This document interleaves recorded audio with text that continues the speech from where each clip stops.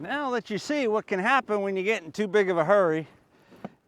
And I actually didn't think those were tight enough, but I went ahead and tried it anyhow. We all make mistakes.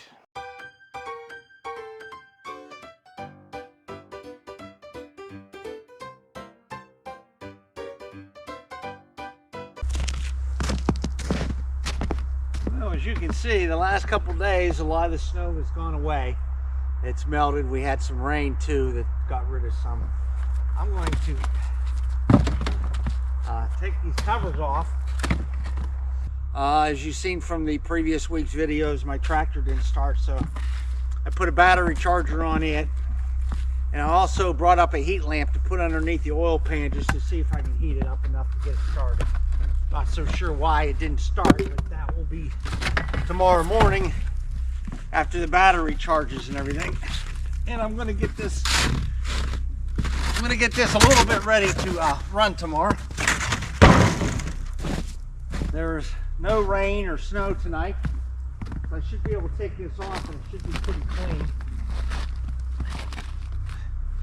See, this is what worried me from before. See how it turns to ice? It's supposed to ice up again tonight or get cold.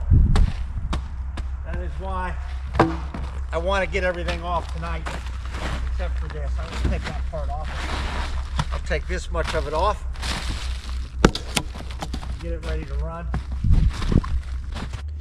Just removing the plastic from the bed so I can load the log on for tomorrow morning. Now I'm putting the loading ramps on. Gotta make sure the stops are up. Don't want the log to roll off.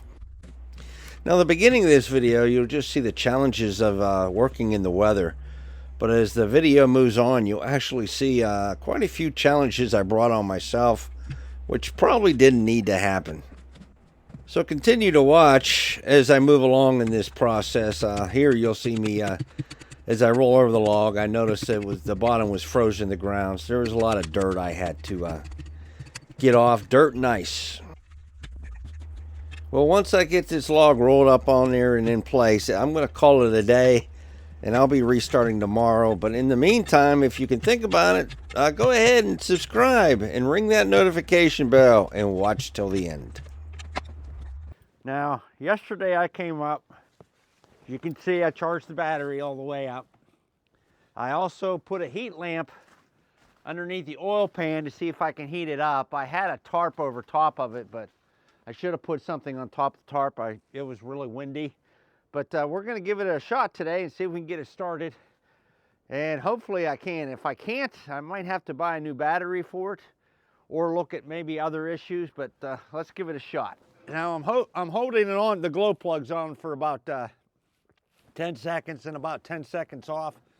There's an indicator on the up here that shows you when the glow plug is actually activated. You turn it almost to where it starts, but not quite. Leave it off. I'll do it one more time. I'll do it 3 times and see if that works. If I get it started, I can put the battery back. I can let it warm up for a while. It hasn't been run for a while because it's been so cold. But hopefully this does the trick. Perfect.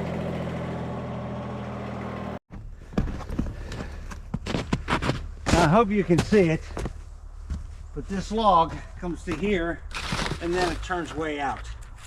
I'd almost like this on the bottom or the top for the first cut. Then I can flip it 180. I know it won't get in the way. I'm afraid here it will get in the way of the carriage. So I'm going to try to roll it a little bit more. I told you about maybe read the logs a little better so you know how to start and how to finish. If I can turn it here, it doesn't seem to want to turn too easy. This is a heavy log.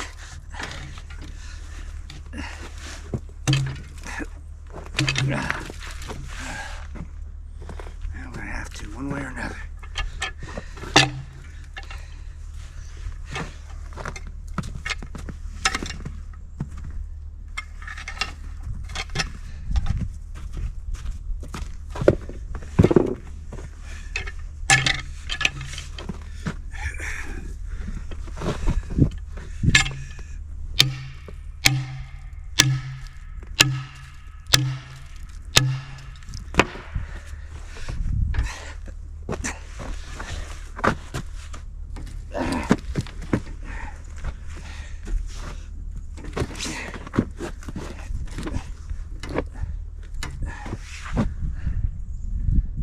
should be good enough.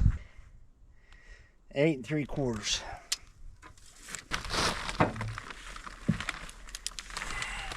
And here, we're looking at about 5 3/4. Means it needs to come up a whole bunch.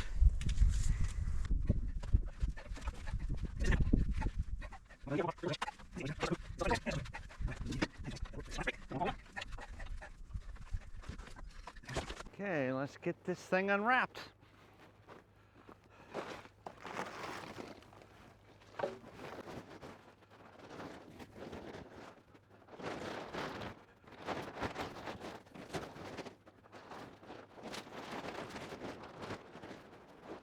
Before I'm going to go too much further, I'm going to see if I can get this thing started. Hasn't always been the easiest thing to start, but I want to start it up and let it warm up too.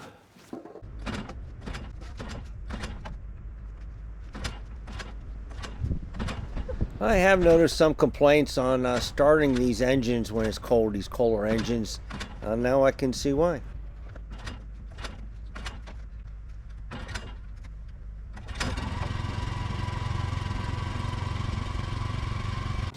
Now this is my first winter, and this RV antifreeze was on sale, so I thought I'd try it. So any viewers out there a little more experienced than me, let me know whether this is going to work good or not.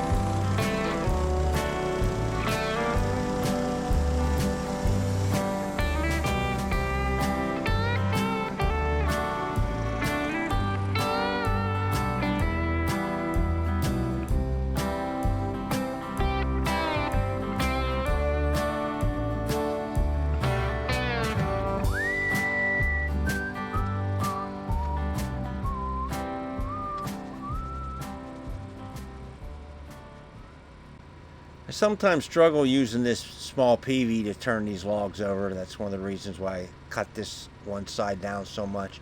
I don't know whether it's the larger diameter logs, or I do know that the hook part is not very sharp. And I say that every time, but yet I never sharpen it. So it's kind of my own fault.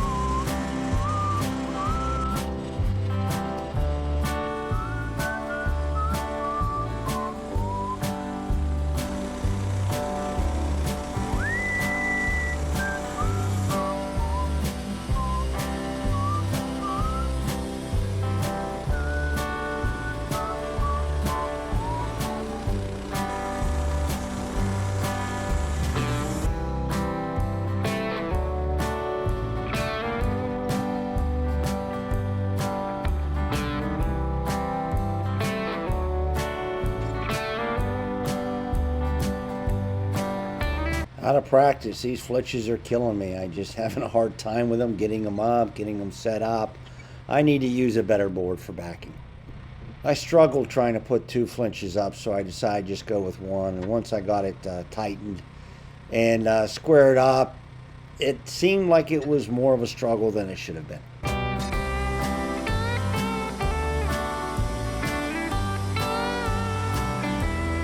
These 2-inch flitches that are going to be 2x8s and 2x10s, they're pretty heavy, and I've still got to get better at handling these flitches. I'm making a lot of simple mistakes. Sometimes I'm a slow learner, but eventually I did get rid of that bad backing board. It was just messing me up. But I'm not done messing up yet, so continue to watch. There we go. This new 2x6 is better.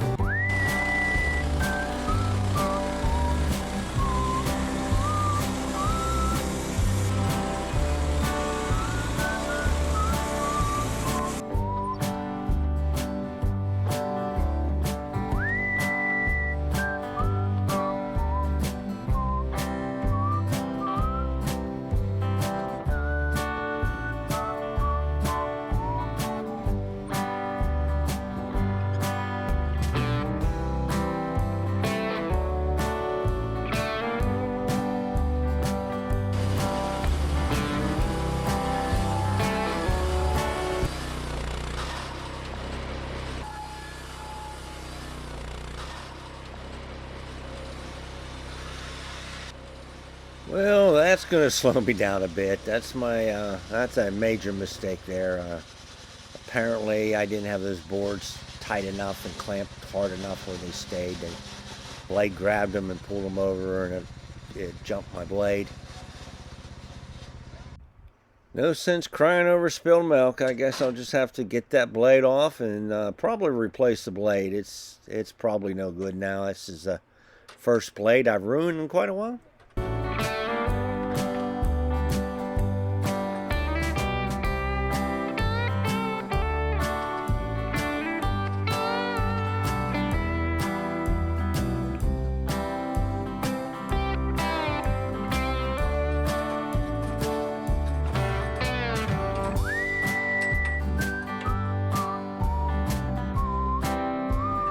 Well, after the fiasco with 2 boards, let's just try 1 board at a time.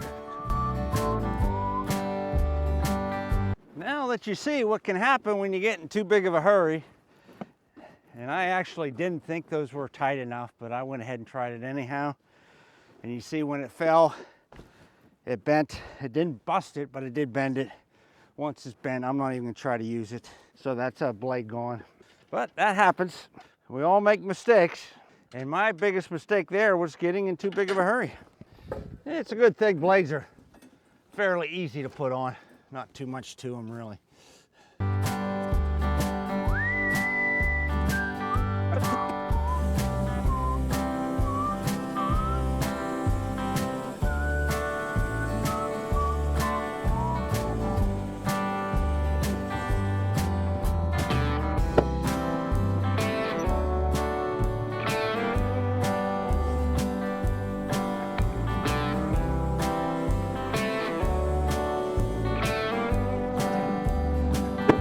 I do believe this is the board that caused me all the trouble and why I couldn't get the other one tight enough. It's really hard to get it to clamp to because it's the wane, you can't really see it, but on the other side it's such an angle, it's hard to get it to sit up straight.